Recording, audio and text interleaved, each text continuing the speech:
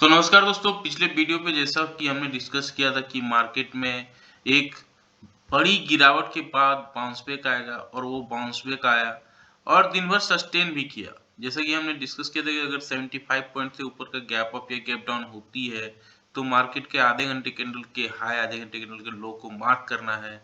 फिर जिस दिशा में मार्केट मूव करेगा उस दिशा पे ट्रेड लेना है। तो देखिए यहाँ गैप अप ओपनिंग हुआ 23,200 के आसपास, 23,000 पे हम खुले। नेक्स्ट डे जो था मार्केट गिरा था और उसके बाद देखिए 23,200 पे खुला और फिर दिन भर यहीं पे सस्टेन किया। ऐसे में क्या रणनीति अपनानी चाहिए? क्या मार्केट में बाउंस बैक आ गया है या मार्केट सब कुछ अच्छा हो गया है? इन सारे बिंदुओं पे डिस्कस करेंगे। इससे पहले अगर आप वीडियो देख रहे हैं, लाइक शेयर सब्सक्राइब कमेंट जरूर करें। ये देखिए सबसे बड़ा हीरो था अदानी ग्रुप का, अदानी एंटरप्राइजेज, जो कल परसों के ट्रेड में 7% तक गिरा था। कल देखिए 7% बढ़ा, अदानी पोर्ट्स 5% बढ़ा, श्रीराम फाइनेंस 5%, एनटीपीसी, हिंडाल्को ये 5-5% तक मार्केट को सपोर्ट किए। लेकिन प्रॉफिट बुकिंग हो रही थी एचसीएल टेक्नोलॉजी में 8% तक की गिरावट। देखिए इसका रिजल्ट थोड़ा खराब हुआ और एचयूएल, अपोलो हॉस्पिटल, टाइटन ये सारे दिग्गज थे जो मार्केट को नीचे ला रहे थे। इन्फोसिस आईटी कंपनी में यहाँ पे प्रॉफिट बुकिंग हो रही थी। 2117 शेयर ऐसे थे जो बढ़ने वाले थे, डिक्लाइन में 700 शेयर थे, यानी 2117 शेयर बढ़ रहे थे। तो ये सारे दिग्गज होते हैं। यहाँ मैं ये बोलना चाहता हूँ, हर वीडियो में ये बात बताता हूँ, अगर कोई यहाँ पे इक्विटी एसआईपी करे, लंबा समय दे, अच्छा खासा वेल्थ क्रिएशन किया जा सकता है अगर इन सारे दिग्गजों पे कोई इन्वेस्ट करे तो। आते हैं बैक टू द पॉइंट में कि निफ्टी क्या कहना चाह रहा है, निफ्टी का क्या मूड है, क्या माहौल है। यदि कल के वीडियो पे हमने डिस्कस किया कि 23,000 अगर तोड़ता है तो मार्केट में गिरावट बढ़ सकती है। फिलहाल ये 23,000 से ऊपर आया है, लेकिन आप एफआई की अगर सेलिंग की बात करें तो बहुत बड़ी सेलिंग है, 8,000 करोड़ का सेलिंग। ये बता रहा है कि मार्केट में बहुत बड़ा कुछ न कुछ हो सकता है और ये सेलिंग उसी का एक निशान दिखा रहा है। हालांकि मार्केट में 23,100 पे अभी ये सस्टेन कर रहा है, लेकिन ये करेगा कि नहीं ये देखनी होगी। बड़ी तेजी तभी पॉसिबल है जब ये लेवल को पार करेगा। ये लेवल होगा 23,500। 23,500 को पार करेगा तभी बड़ी रैली, और सबसे बड़ी रैली तभी दिखेगी जब ये 24,000 को पार करेगा। तो आपको ये चीज नोट कर लेना है। 23,176 पे खड़ा है। यहाँ पे अभी आपको कुछ भी बोलना असंभव जैसा है।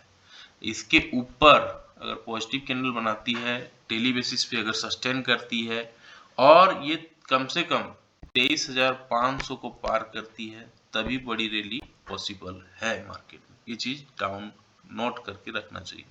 गिरावट में 23,000 अगर टूट जाता है, ये जो लो था कल का, परसों का 23,025 टूट जाता है तो गिरावट और बढ़ सकती है और ये गिरावट नीचे की ओर, ये जो लेवल है ये नीचे की ओर ले आएगा इसे 22,600 तक का।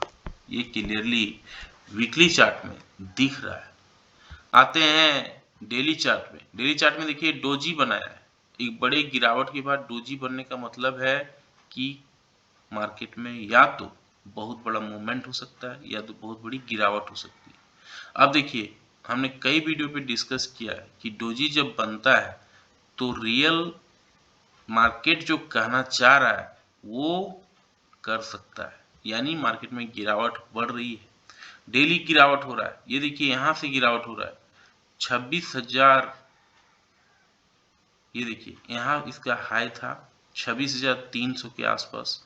26,300 से मार्केट गिर के 23,200 के आसपास आ गया है, यानी करीब करीब कितना की मार्केट गिर गया है, 2,000 पॉइंट। 2,000 पॉइंट बहुत बड़ी गिरावट होती है और वो भी निफ्टी में, केवल ये निफ्टी की बात है। अब 2,000 पॉइंट अगर निफ्टी में गिरा है तो सेंसेक्स इसका 4 गुना यानी 8,000 के आसपास मान के चलिए सेंसेक्स गिर चुका है। अब यहाँ पे ये जो चैनल बन रहा है, ये चैनल हमें क्या कह रहा है, आइए देखते हैं। ये चैनल का अगर ब्रेकआउट होती है 23,000 का तो 22,800 का रास्ता खुल रहा है, ये क्लियरली दिख रहा है। तो आपको हमेशा याद रखना है, क्या याद रखना है, 22,100, 23,176 पे खड़ा है। अगर यहाँ नेगेटिव कैंडल बनती है तो आपको 22,600, 22,800 से 22,600 तक का रेंज आपको खुल जाएगा। लेकिन अगर पॉजिटिव कैंडल बनती है, पॉजिटिव कैंडल का हाई टूटता है, तब बड़ी कैंडल अगर बनता है और इस कैंडल को पार करता है, जैसा कि अभी वीकली बेसिस पे हमने डिस्कस किया, 23,176 के ऊपर अगर पॉजिटिव कैंडल बना देती है एटलीस्ट यहाँ पे 30 मिनट्स के टाइम फ्रेम पे, तो मार्केट 23,400 23,500 की ओर मूव कर सकता है। और बड़ी रैली तभी पॉसिबल है जब इसको पार करे। अब आते हैं 15 मिनट्स के चार्ट में। 15 मिनट्स के चार्ट में चीजें और क्लियर दिखेंगी। इसके लिए हम फिबोनाची रिट्रेसमेंट का यूज करते हैं। तो फिबोनाची रिट्रेसमेंट से हमें कुछ चीजें समझ में आएंगी, और वो चीजें क्या है आइए देखते हैं। तो इसके हाई से लो तक का हम एक फिबोनाची रिट्रेसमेंट लेवल निकालते हैं। खड़ा हुआ है आके 23,176 पे।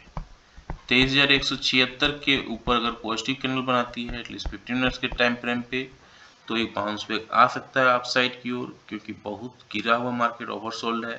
फिर 23,320 तक मार्केट मूव करेगा।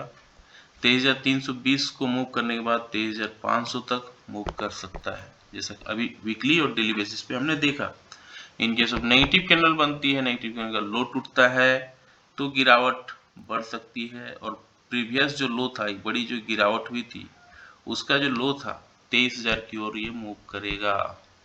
और 23,000 अगर टूटता है तो कोहराम मच सकता है। फिर गिरावट 22,800 की ओर बढ़ने लगेगा market. In case of 75 point का गैप अप या गैप डाउन होती है, तो आधे घंटे कैंडल के हाई, आधे घंटे कैंडल के लो को मार्क करना है।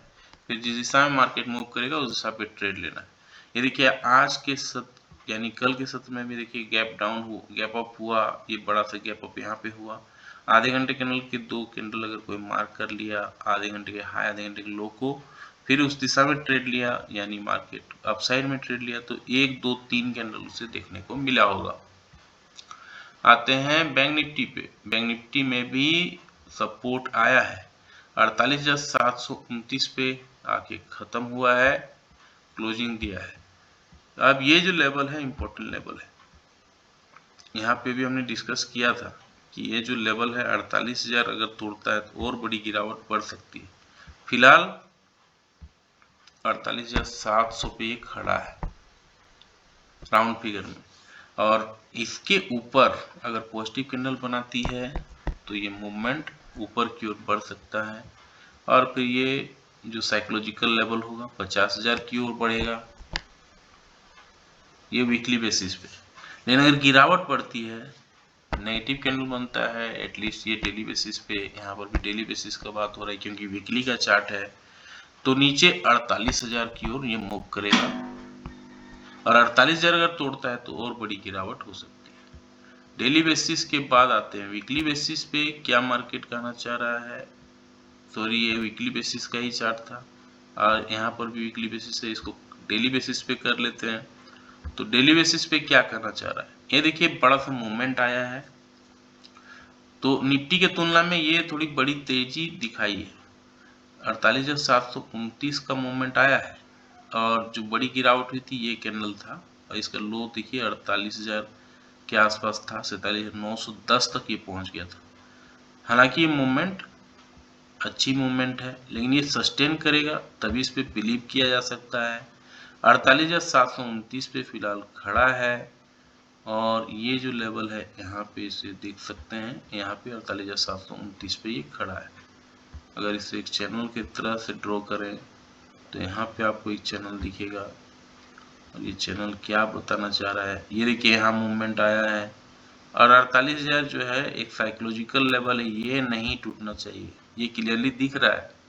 और इसका दूसरा चैनल ड्रॉ करते हैं तो यहाँ से आप देखेंगे ये चैनल यहाँ पे आ रहा है, और यहाँ पे अगर ये टूटता है 48,000 तो 47,300 की ओर ये मूवमेंट करेगा। तो 48,700 पे खड़ा है, यहाँ पॉजिटिव कैंडल बनाता है एटलीस्ट 30 मिनट्स के टाइम फ्रेम पे, तो मूवमेंट ऊपर की ओर बढ़ सकता है। फिर 49,000 का लेवल हमें देखने को मिलेगा,